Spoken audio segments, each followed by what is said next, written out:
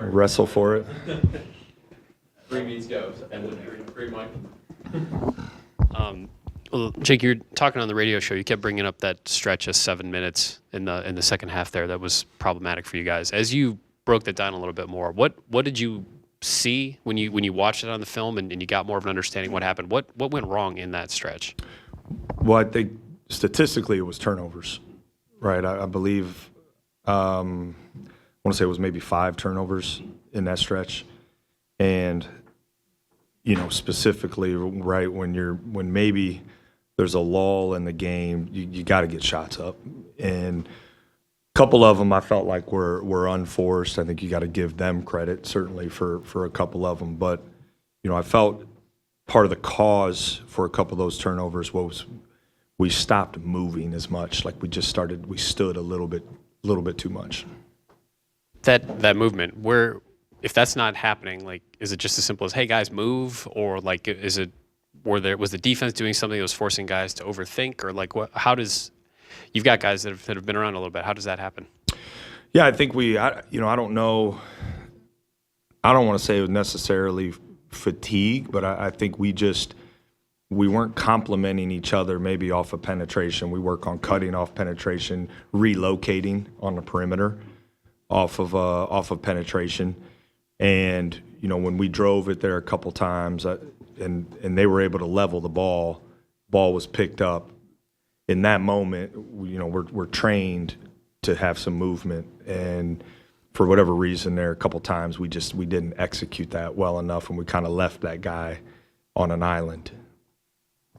Micah, I think, had 10 points over the last 8-ish minutes of regulation. When you brought him in, is this everything you would hope that he would bring, and what is it that he's bringing?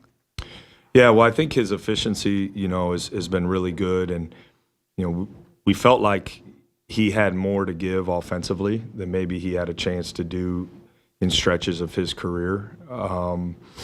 We probably need to find some ways to, I think, call his number maybe a couple more times, because he's proven now over a stretch to be efficient.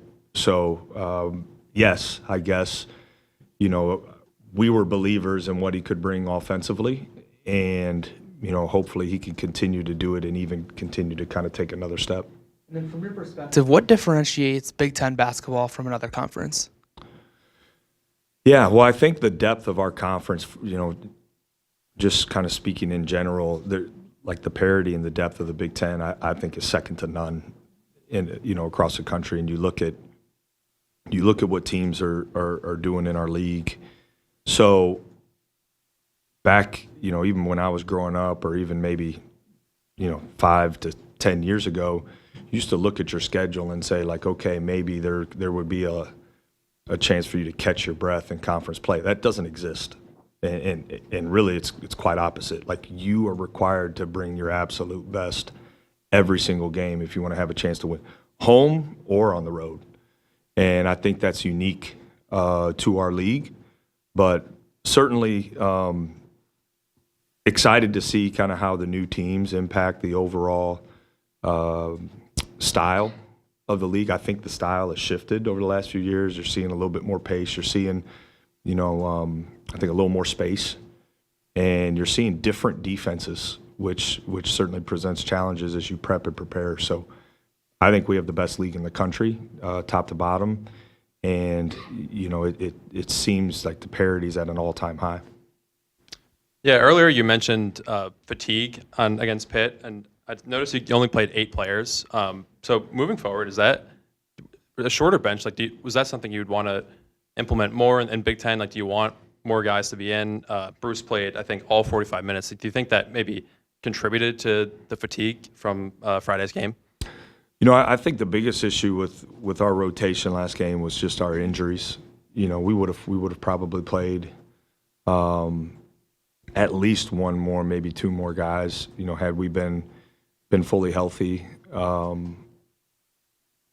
think reflecting back, could there have been a spell maybe where we get Bruce, a break potentially, but I didn't feel like, fatigue was an issue for him. I was really actually, he worked so hard on his conditioning and kind of being prepared to play significant minutes that I never looked out there and felt like, man, he looks tired. We need to get him a break.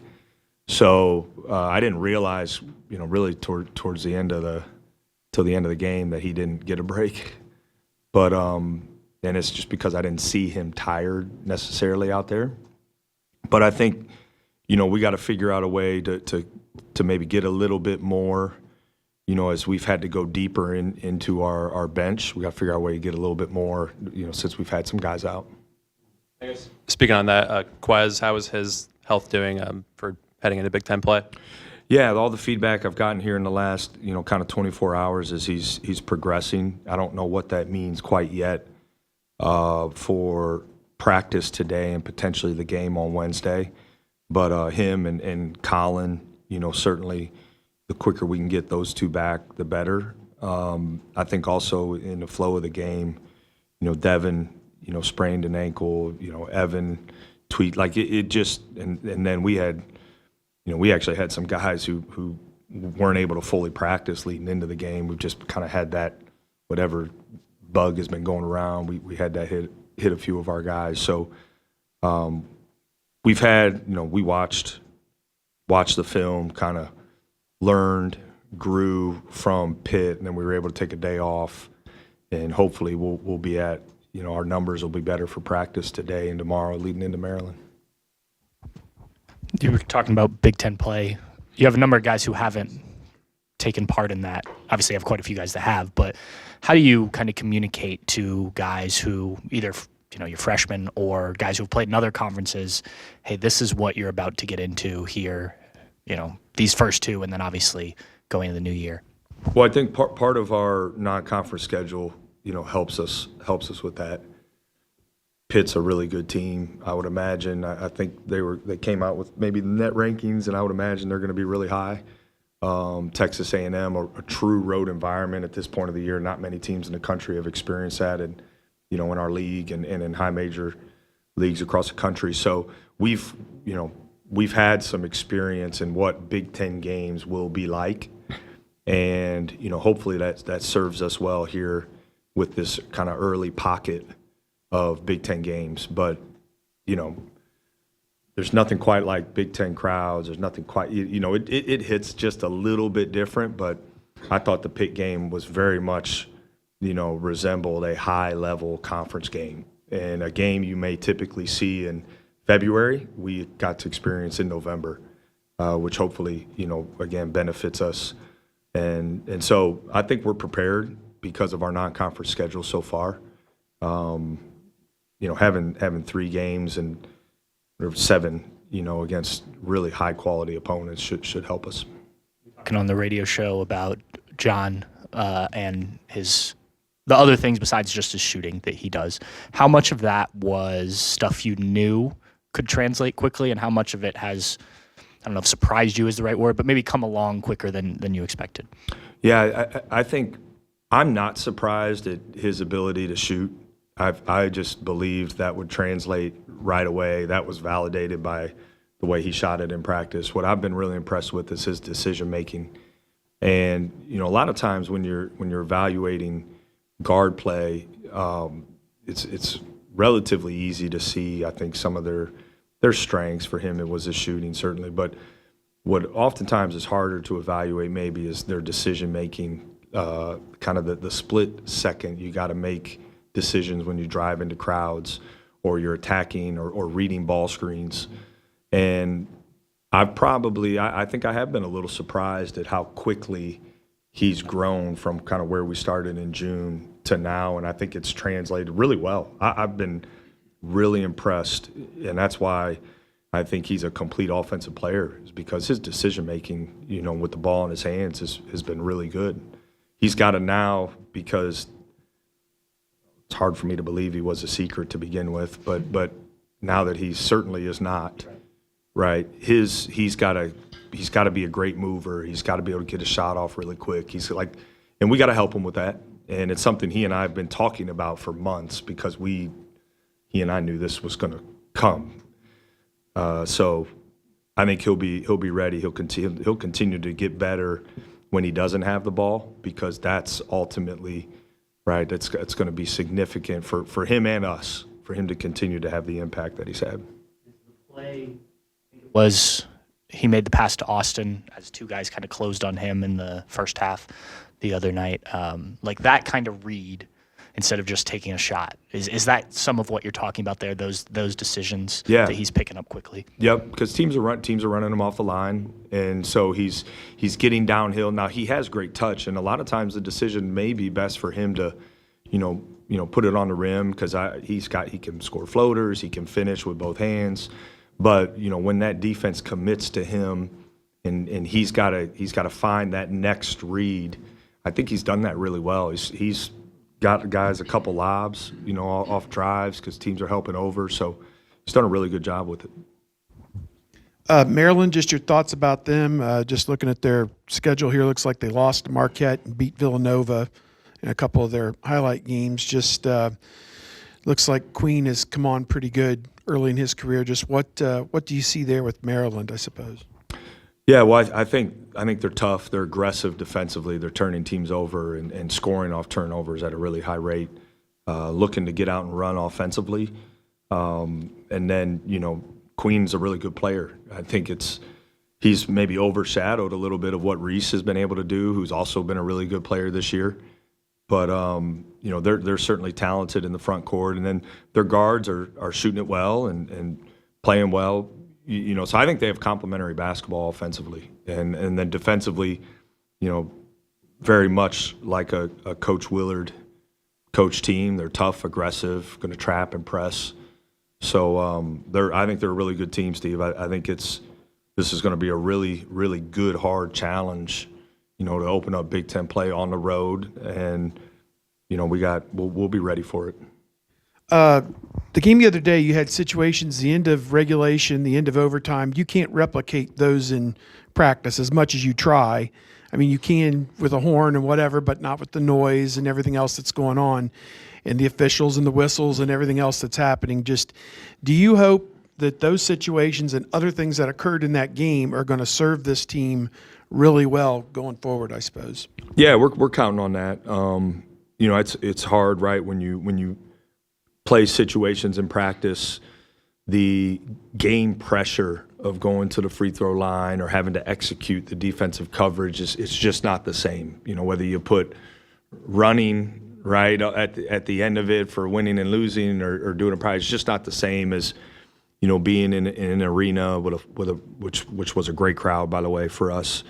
I thought the energy in the shot was great. Certainly when you're on the road and in that environment, that part is you can't fully simulate that, but you can execute. You can work on your execution and your details, which we spend a lot of time doing. We talk a lot about in our program about being your best late, and I thought we were from the standpoint of being able to put ourselves in the position to get fouled, and we did it twice, quite honestly. So. Perspective's everything. Listen, that's a game we should have won. Not to take anything against Pitt. They're a really good team, and they hit a big-time shot and did other things that led to that opportunity. But, for us, at the end of regulation and overtime, to having been, the other team having to foul us, and to execute their comeback, I think – was good for us to certainly be in that position. It's better than the alternative of trying to do what they had to do, but we didn't quite do it at the level we need to win that game. And we'll be in that situation again, confident in our ability to step up and hit those free throws and the fouls, specifically the and one and then fouling 3-point shooter. Those are things that are tough to overcome, and we gotta just be better at not fouling in those situations. But I think there were some really good things to take from the Pitt game from the standpoint of us fighting to be in that situation. Now we gotta step up and close it out better. Ask is Austin Parks. You slipped him in there, and he had a couple baskets there in the first half, and looks like he's getting closer to where you can use him for a few more minutes. Just what are the things? I recall he went in the second half and was back out pretty quickly after I think a defensive lapse or something may have happened. But just what are you hoping to get from him, and is his role potentially going to continue to increase, I guess? Well, I think there's an opportunity for someone to emerge kind of, and for me the biggest thing for him, Austin's got good feel and talented offensive player. I think he's naturally stronger on that side. Defensively, he's got to keep getting better. He certainly plays with the physicality and force that's important for us and that we need. But the defensive rebounding and the ball screen coverage, he's just got to continue to grow, and he's working at it. We're spending extra time with him to try and speed that process up. But hopefully, we can, because that ultimately, Steve, was the issue in the second half is, our forwards and the ball screen coverage, and we tried a few different schemes. Give them credit. Certainly, they good guards who could take advantage, but our execution and just ability to keep the ball away from the rim has to be better. In terms of playing in a true road game environment, what lessons could you apply from the Texas A&M game that could apply against Maryland? Yeah, well, I think in the Texas A&M game, it took us too long to execute what we had talked about leading into the game. And I don't, first true road game, I guess it's fair to expect a little bit of that, but it took us too long to get there. So that should help us in preparation for Wednesday, because it'll be another good environment against a really good team, and we got to get to the game plan right away, and we got to I think execute what we practice right away, and then because these games are going to call for adjustments, and then we got to get to the adjustments when appropriate, and I think we've done a pretty good job at that part, but that game in particular. We talked about playing through the paint. We talked about kind of passing up maybe the contested early look to get the second paint touch to create something better or get something in the lane. And, if you remember, we settled for a lot of jump shots without, kind of an early attack prior to it. Just big picture from what you've seen so far in the non-conference, what do you think is the strength of the Big Ten this year? How strong do you think the conference will be? Well, I think the conference is going to be really strong because there is no bottom to the league, in my opinion. I think every single team is capable of beating anybody on any night. And again, you have to bring your best home, away. It doesn't matter who you're playing because the league is so good. And there's been some, really good victories, I think, in the league. Certainly our win against Texas, Nebraska, against Creighton, Oregon, winning. I mean, you can go down the list. Like every team so far, Michigan State, I think they go maybe 2-1, and in Maui. So it just, and we're just scratching the surface of the quality wins that our league has had. So I'm excited about Big Ten play to start. I think it is going to be an absolute gauntlet, and for us. We got to keep growing. We've talked about the inexperience in our front court. Like we got to keep growing, and the quicker we got to do it quickly, certainly. But the quicker we can do it, the better it'll serve us for league play. But this week is important for us to, kind of, I think, see some of that growth. Certainly starting Wednesday. All right, guys. Thank you. Yeah, not yet, Steve. No official update as of right now.